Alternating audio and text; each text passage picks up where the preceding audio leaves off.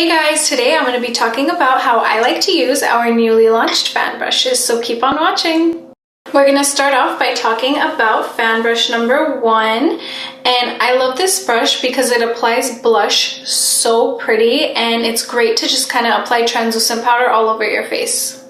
Next, we're going to talk about fan brush number 2. Fan brush number 2 is slightly smaller than fan brush number 1, as you guys can see, and I like using this to contour my cheekbones because I feel like it just fits in the crease perfectly.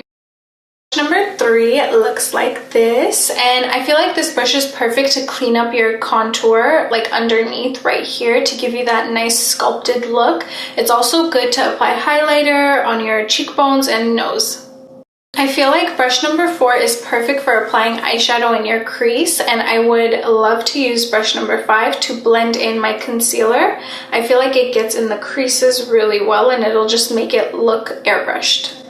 Now we have brush number 6 and 7. I think brush number 7 would be great to apply eyeshadow or inner corner highlight.